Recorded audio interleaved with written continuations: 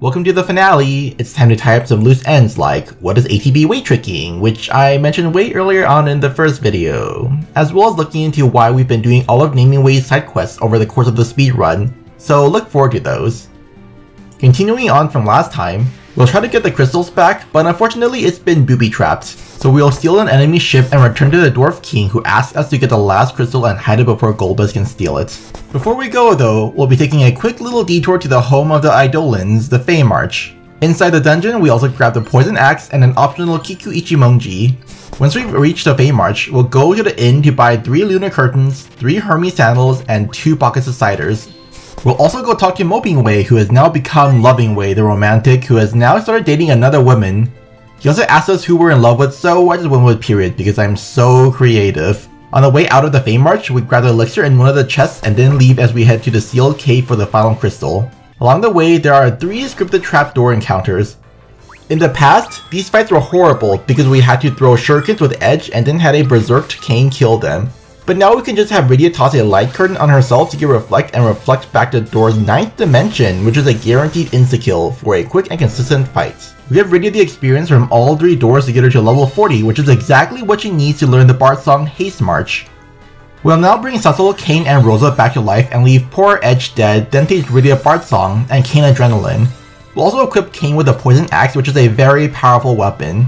Adrenaline is a passive that doubles physical attacks when in critical HP, so thanks to keeping Cain dead and reviving him just now, he'll have critical HP this whole time.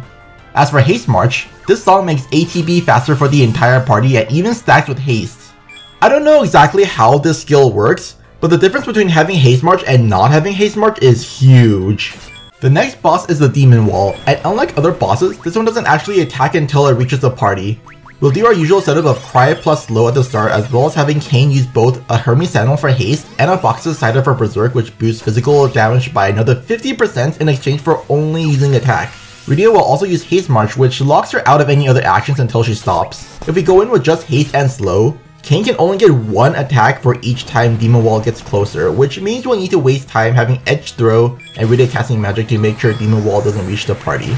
Thanks to Haste March, Cain can get a whole 5 attacks in between each Demon Wall action, which significantly speeds up the fights, as Cain does the most damage and can just spam attack, which is a very fast animation.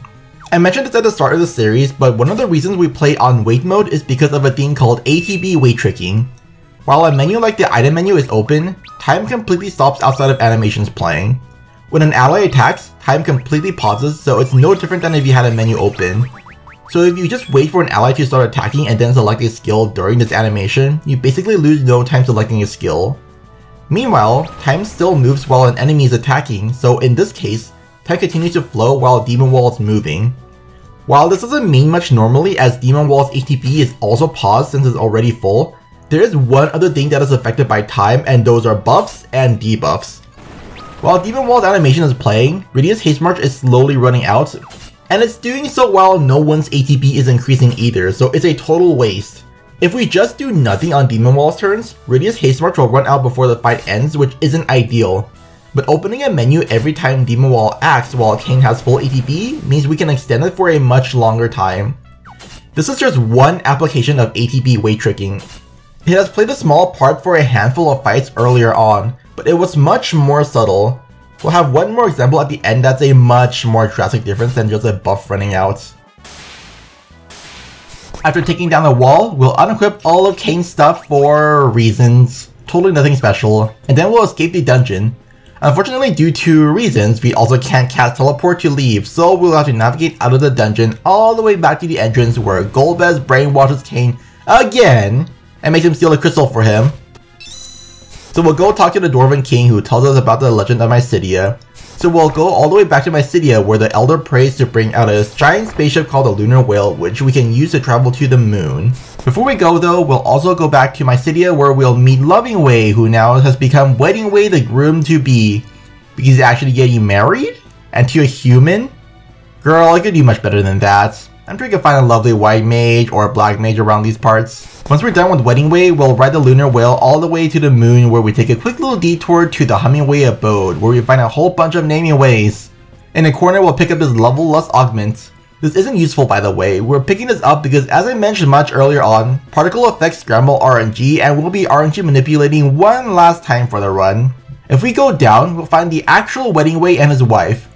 We'll stand right below Weddingway and save and quit before changing our clocks and quickly talking to Weddingway as soon as we load in. We found out that Weddingway and his wife are on their honeymoon. On the moon. How very fitting. Weddingway now becomes Hummingway the Lunarian, just like all the other Hummingways, so I guess he went from having his own unique identity to being another generic Hummingway. There is now just one last part of the Namingway side quest, which is to find Hummingway who has gone to one random location in the world. Instead of dealing with the RNG, we instead force him to spawn in the lair of the father, which is where Bahamut's waiting.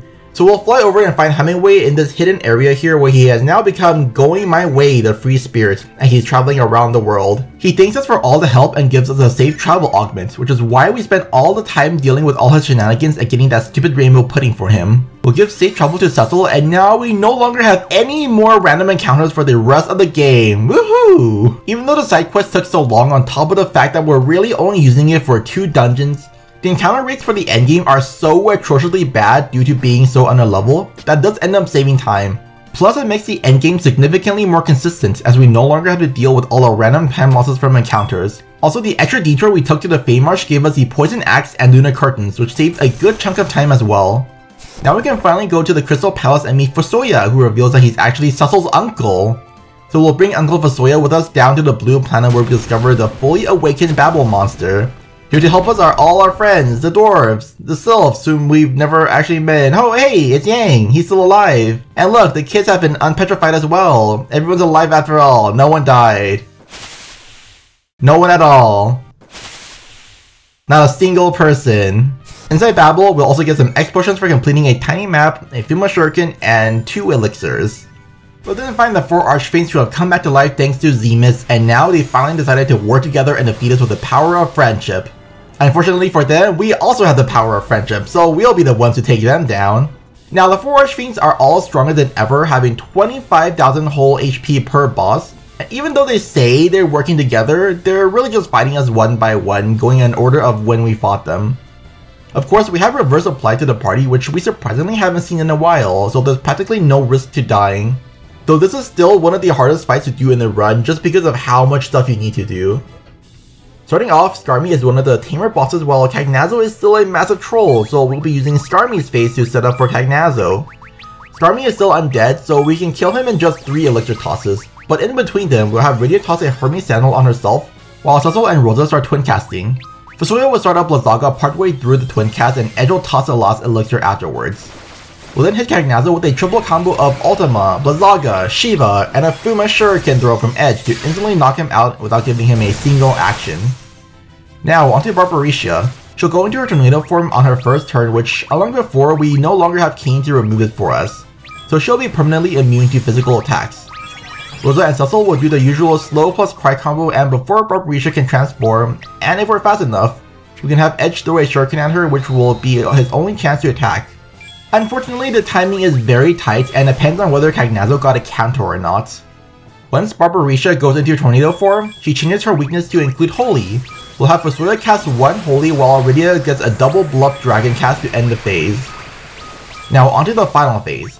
We'll try and slow to weaken Rubicante, which will follow up with Fusoya casting Meteor and Rydia doing both a bluffed and unbluffed Shiva to end the fight before Inferno. And with that, we also get the answer to yesterday's quiz. Cagnazzo is the Archfiend that we skipped. Just like before, he has a ton of nasty debuffs like Sleep and Slow that we really don't want to deal with, so knocking him out at the start ensures we won't have to deal with any of that garbage. Unfortunately, it looks like no one got the right answer. Better luck next time. With the Archfiends down, we'll go to the next room where we fight the brains of the tower, the CPU. Again, we have reverse, so this fight is just a joke. Normally the boss is horrible, as it's just a coin flip on whether you survive or not before you get your first turn in, no thanks to Laser Barrage. But because we have reverse, we can just go all out on offense. Cecil starts off with Cry, while Rydia uses Raw Mud to do some damage to CPU and attack node. This also heals defense node, but it's at full HP anyway, so it's irrelevant. We'll then have Edge throw stuff at the main CPU, while Fusoya casts Meteor and Cecil and Rosa start twin casting Ultima to get rid of the nodes. CPU will likely still be alive, but we'll have Edge keep drawing while Rydia casts another Raw Mud to end the fight. We see Golbez again, but this time Fusoya unbrainwashes Golbez, who reveals that he's Cecil's brother this entire time. We get the special backstory of how young Golbez was brainwashed by Zeromus after his parents died and left baby Cecil by a random tree where the King of Baron found him. Fusoya leaves with Golbez to defeat Zeromus once and for all. Meanwhile, Kane comes crawling back to us now that he's no longer brainwashed and we escape to the Lunar Whale together. Here, we'll swap out his gaudy overpriced gear in exchange for his old gear that drastically boosts his damage, as well as casting Mini on the party one last time before we go fight Zeromus. Along the way, we can optionally pick up some Fuma shurikens for safety on the final boss. Golbez and Fusoya are already in the middle of combat and manage to take down Zeromus themselves. But then Zeromus transforms into Zeromus, whom they can't take down because Golbez has too much darkness in him to use a crystal. So we get this long dramatic cutscene in combat where all of our friends give words of encouragement so we can revive thanks to the power of friendship in preparation for the Zeromus fights. Zeromus is surprisingly a joke in this version. We'll start off with a bit of prep work, which involves tossing 2 X potions on Kane to activate Adrenaline, Rosa casting Haste on Kane, Rydia using Haste March, and Kane using a bucket of cider on himself to get Berserk. We'll then have Cecil toss a crystal to force Zeromus into his final phase. For the next phase, we'll have Cecil Cry and Rosa cast Slow to give Kane more turns. While Rosa is casting Slow, we want to wait inside of a menu with Edge to ATB Wait Trick Zeromus. Zeromus has a chance of countering White Magic with Flare, which has a 1 in 5 chance of healing Kane, which we don't want. However, during the Flare counter, Zeromus' ATB will continue to fill up, and if it does, Zeromus will use Black Hole, which removes all magic effects on the field, which doesn't include Reverse, but does include Haste and Berserk, which we have on Kane, which is really bad. By ATB Wait Tricking the counter, we can make sure that Kane gets the full 10 attacks in before Zeromus' next action, which is a drastic difference over just Kane getting 2 attacks total. Zeromus follows a very specific script for this fight, so we'll be taking advantage of it. Between 150,000 to 90,000 HP, Zeromus' actions are Black Hole, Shake, Big Bang, Black Hole, Osmose, Shake, Big Bang, Shake, Big Bang, Osmose, and then that loops around. Between 90,000 and 30,000 HP, it changes to Osmose, Shake, Big Bang, Black Hole, Flare, Osmose, Black Hole, Shake, Big Bang, and then loops. And then for the last 30,000 HP, he does Meteor, Osmose, and then Whirl before looping. Our goal at the start is for Kane to push Zeromus from 150,000 to below 90,000 HP, which he has a decently good chance of doing. Kane only needs about 7 to 8 hits to do so, and he gets 10 whole attacks, so he can safely miss up to 2 times. On the off chance he does miss too often, we also have the optional Fuma shurikens, which we can throw with Edge. Doing everything correctly would lead to Zeromus using Osmose instead of Black Hole for his first action, which means we're pretty much in the clear. Kane will get 10 attacks each time Zeromus moves, so worst case scenario, Kane pushes his HP just right and the party gets healed with Meteor. But chances are we just end the fight before Zeromus does anything dangerous, though even the Meteor doesn't even do anything bad. Kane will deal half damage, but we're at the last stretch anyways where he has less than 30,000 HP. It really doesn't matter. And there you have it. That was a speedrun of Final Fantasy IV on PC. The world is saved, Fusoya and Golbez go into hibernation, Cecil, Yang, Edge, and Edward all become kings of their kingdoms, Rydia goes back to the Feymarsh to become an old grandma in the next few days, Kane takes off his smelly helmet for the first time ever, and Cecil and Rosa get married. Everyone lived happily ever after. For the next 17 years at least. Then the after years happens, but we don't talk about that game.